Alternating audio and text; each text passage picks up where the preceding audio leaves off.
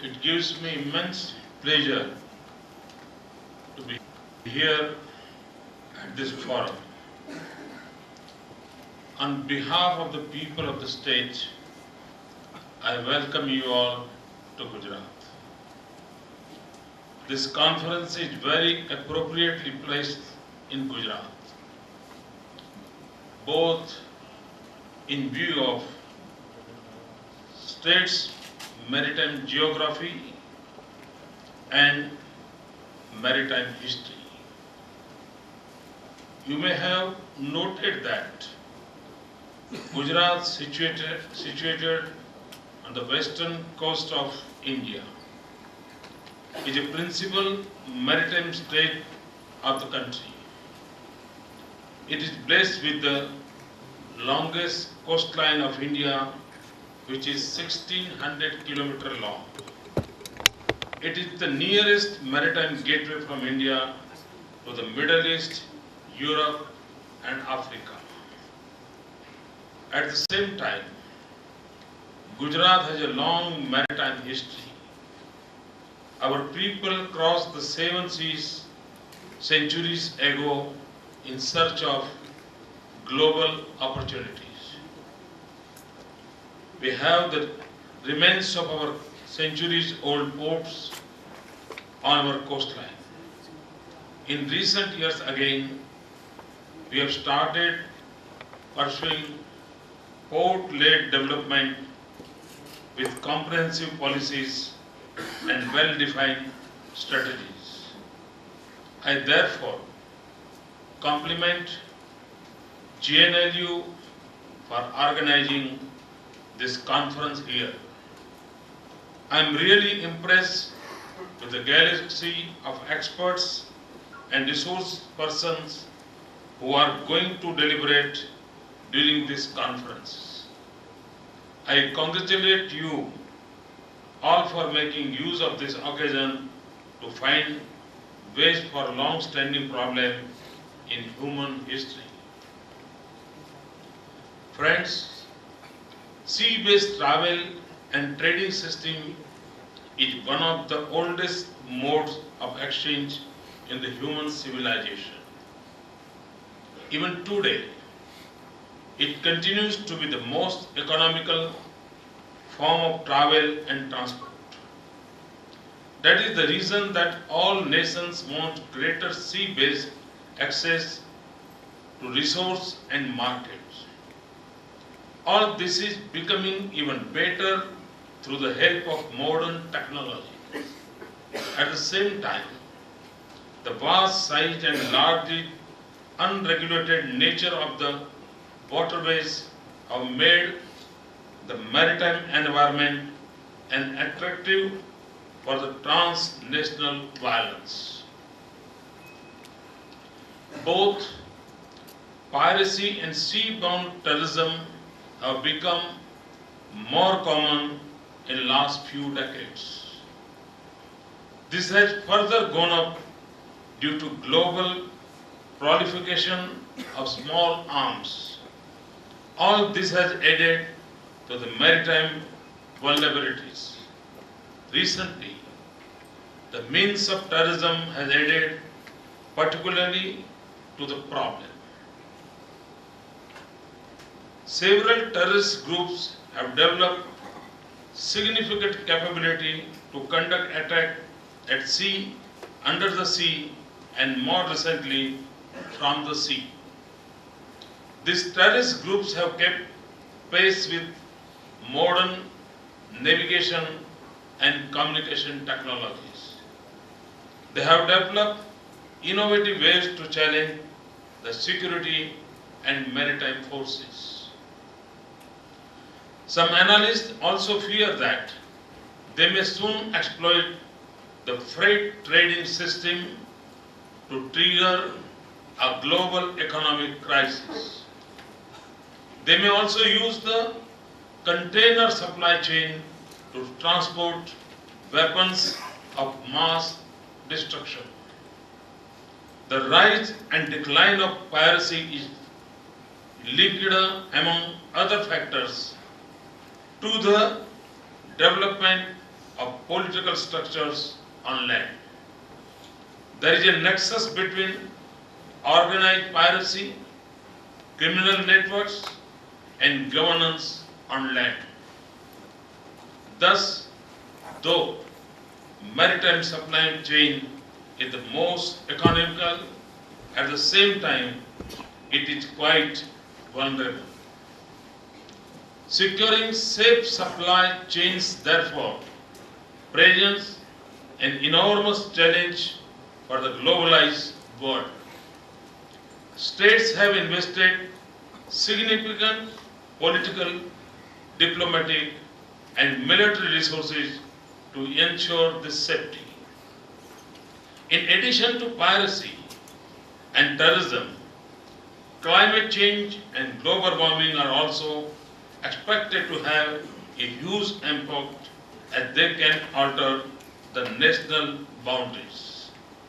With the rise in sea levels, coastlines may shift or submerge. This in turn could lead to various claims relating to maritime boundaries. The success in exploring the immense maritime potential will depend upon national commitment and responses.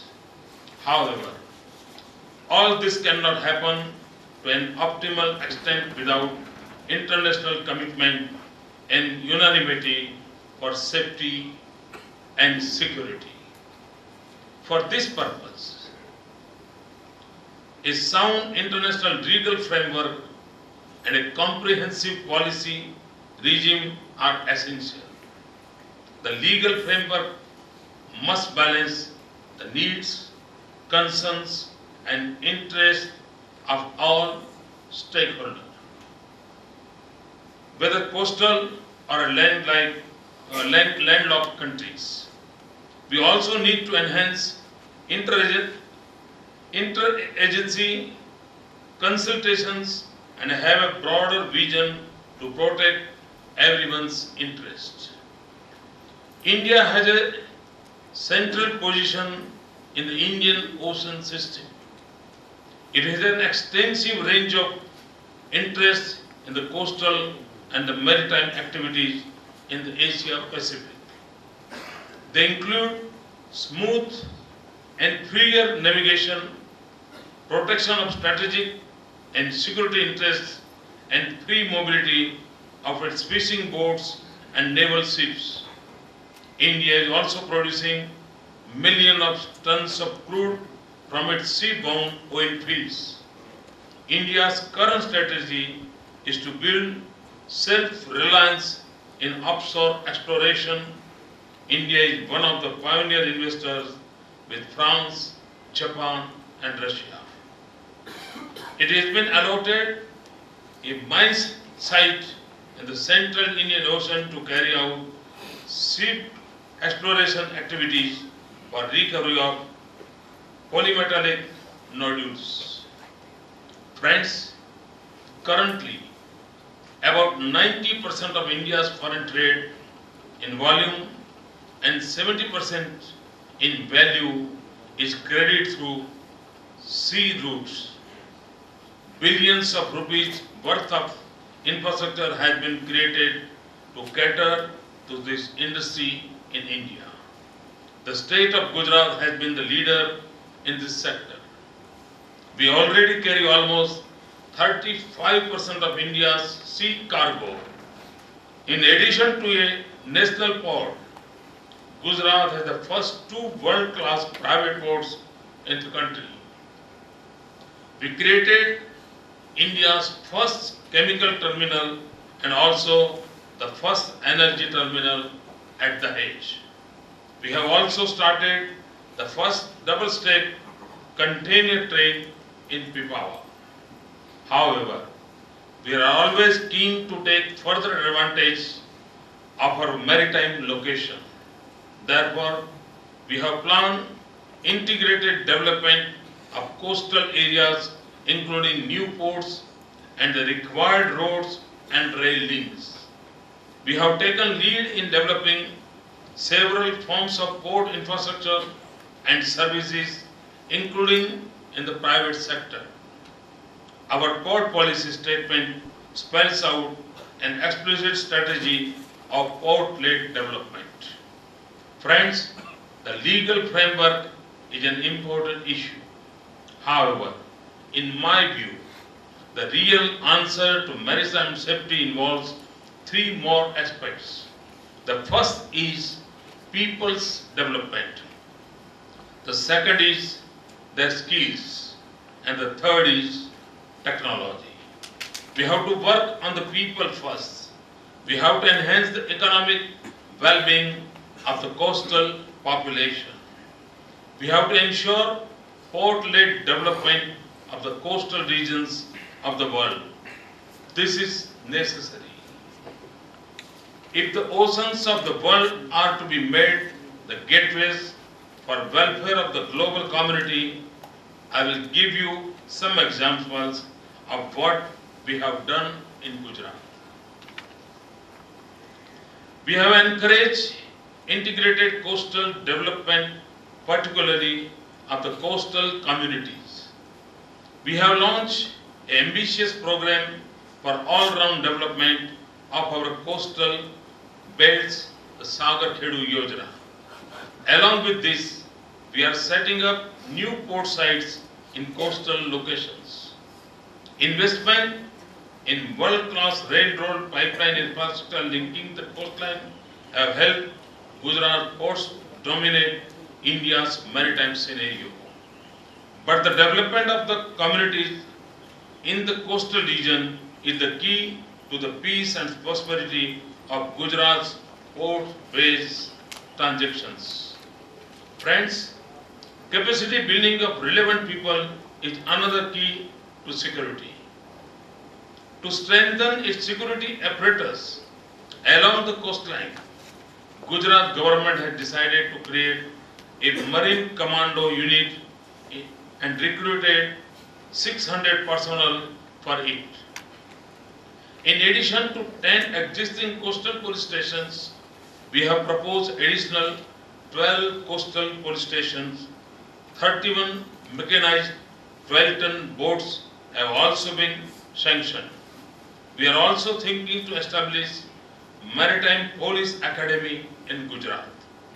The academy will provide a coastal safety force from the current pool of police officers. It will also educate fishermen in identifying threats in their localities. The state government has initiated coordination with Coast Guard and Indian Navy for this purpose. On the technology front, we have to take advantage of the present day technologies. We in Gujarat are quite committed on this front. A significant step has been the setting up of the state-of-the-art vessel trafficking and management system, VTMS, in the Gulf of Khambhat. The radar-based system will track movement of each vessel on the high sea along Gujarat's coast. This will not only ensure safe navigation of hazardous cargo, but also help in detecting any untoward activity of intrusions in Gujarat waters. The system was operationalized in the Gulf of Khambhat in August 2010. Similar system is under implementation at the Gulf of Kutch. To increase security at ports, ISPS code is being implemented at Gujarat ports. Our government is keen to ensure that the latest measures and technologies are implemented at its ports to make Gujarat's waters safe and welcoming. I hope this seminar will be very useful for bringing out the issue of policy and practice on piracy and coastal security. I wish all success to this event. I expect to hear valuable takeaway points for improving coastal security in our state. country and of course globally. I wish you a pleasant stay in Gujarat and this beautiful city of Gandhinagar. Thank you very much.